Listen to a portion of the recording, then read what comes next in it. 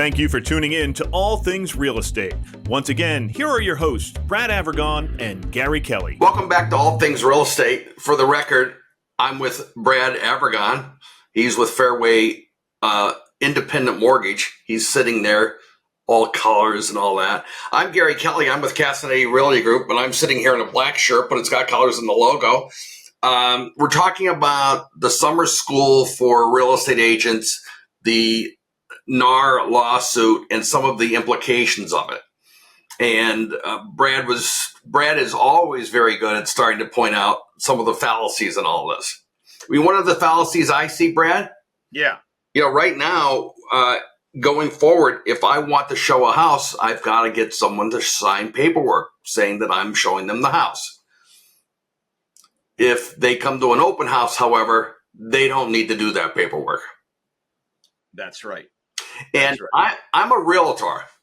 Realtor means that I have additional training, which for me worked out to be 6 hours and a lunch, and I took an oath. Okay. And it cost me all in around $800 a year to be a realtor. Okay. If I work for a firm that was not associated with a realtor, for example, City Realty Group in Boston or Red Tree in Boston, they are not a realtor firm, so they don't have to pay those fees and they don't have to follow those rules, which I think is just this glaring loophole in the whole thing. Do I think that over time they will evolve to that? Yes, of course I do, because I think everyone around them will be. But at this point, the whole question for me is, what's the value of being a realtor? And it's supposed to be higher ethics and all that. And I get that. There's designations that you get through being a realtor. I have designations. I'm a certified luxury home marketing specialist, and I'm a certified negotiation expert. But I get those certifications through a different organizations, not through the National Association of Realtors. Just my preference. It's nothing more than that. It's not insidious.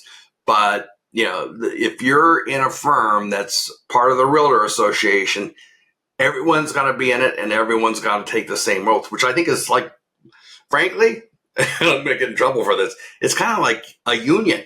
You're in the union and everyone has to be in it. And if you aren't part of it, then you're not one of those organizations. So anyway, Brad, you were going on and on about some of the shortcomings of this. Yeah. So, I understand the lawsuit. The lawsuit, again, just to recap, implied that sellers were forced into a situation where they had to pay the buyer's agent's fee, and they felt like they had no choice. And look, I understand we live in a litigious world, and unfortunately, and so people can buy, McDonald's gets sued because somebody spills coffee on themselves, right? Because they didn't understand the coffee was going to be hot. So I'm of the mindset that the way this has worked for decades, again, I've been doing this for 37 years, is that the seller was in a position where they could list the property. The property had a commission on it. The buyer agent agreed to share that. The seller agent, listing agent agreed to share that commission and in turn draw in more buyers. The buyer, especially if they had a low down payment, was in a position where they might be able to buy that property. Now that has shifted. And the idea is now that this lawsuit came around, all right, transparency everywhere. Now that has shifted to where the seller technically just has to pay their listing agreement with whatever the listing agent is. They can choose to accept an offer that dictates that the buyer is paying it. They can offer it in advance through their listing agent on a website that's not the MLS website if they choose to market their property to more buyers. But what I think has happened is, in the guise of transparency, they have complicated what was a much more transparent transaction and a very clear understanding to all parties as to how this worked. And now they have complicated it, requiring much more back and forth. And it calls into question, because I understand the goal is to provide more housing for first-time home buyers. That's Fannie Mae and Freddie Mac's charter. We want to get more people into homes. Well, if you're a buyer and you're trying to buy a home and you don't have the money to pay the buyer agent specifically, you've only got your down payment that you may have saved up, you may have had part of it gifted to you, it may preclude you from getting into that home if you have a seller that does not want to pay for that commission. And so I think it detracts from what the goal was, in my opinion. That being said, we find ourselves here, so we are adjusting. You had brought up in the first half of the show, what happens to that commission that's owed? Well, part of it is that we can up to what's called loan to value. So basically meaning if somebody says they're putting 5% down, and let's say they own a 2% co-broke fee, we may be able to finance it in, but we're going to consider that loan not 5% down anymore. We're going to consider it 3% down, 97% loan to value. So there's thresholds. What changes that? Well, the PMI changes for the buyer. The interest rate may change. The private mortgage insurance. Exactly. I'm sorry. Private mortgage insurance may increase. The interest rate may increase because the loan to value is higher. If somebody only had 3% to put down, and they're trying to go for a Fannie Mae loan, they may not be able to finance that extra percent. What happens there? Do they not get a home? So there's a lot of things that it's going to create this back and forth, and quite frankly, a lot of it's in the gray. You guys are back in school, we're in school, we're learning as we go to adjust to this kind of new world. I think that the intent that they were trying to achieve somewhere got lost in this. That's my view. I've got commentary written right across my chest now. I also believe that a lot of agents are going to, some large number of, newer or less active agents will just say, screw this and leave the industry, because it's going to be more difficult, more challenging to get paid.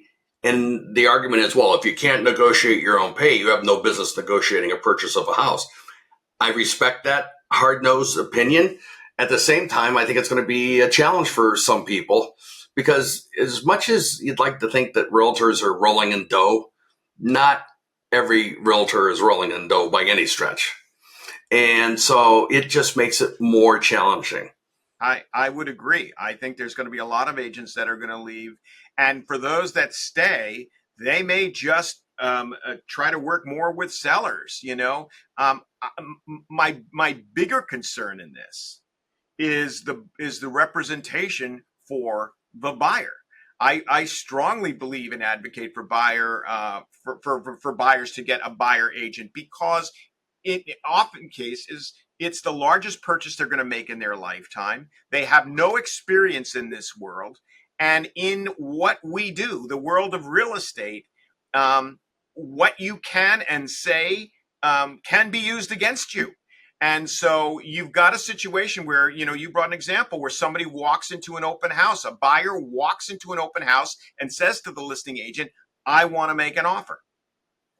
There is no requirement that says you have to have a buyer agent. The listing agent will be paid by that person. So the buyer is working with a professional that is trained, that knows their laws, and is their fiduciary, their financial responsibility is 100% to that seller to try to get that property sold. So the buyer's really, in dangerous waters, and they don't realize it. And I'm concerned about some of the things that may happen. Talk about lawsuits. I think, for some of those people that wander in there may be lawsuits down the road. I don't know, but I don't think it's in their best interest. And I think that's going to be a side effect of what happened here. Again, this is my commentary. Sure, where. No, I think you're right, and time will tell. I think that the National Association of Realtors, a lot of well-intended people, have worked really hard to stitch something together to I'm going to call it lawsuit repellent. I'm trying to be a little funny, try to lighten it a little bit. So they've stitched together something that's lawsuit repellent. Okay, that's fine, but I don't think that it's going to adequately address all the different things that may come up. And so I think, over the winter time, this is going to get updated would be my guess. I don't think it's going to happen right away, but when people look back and say, "Ooh, how are we doing with this thing?" I think there's a lot of work still to be done.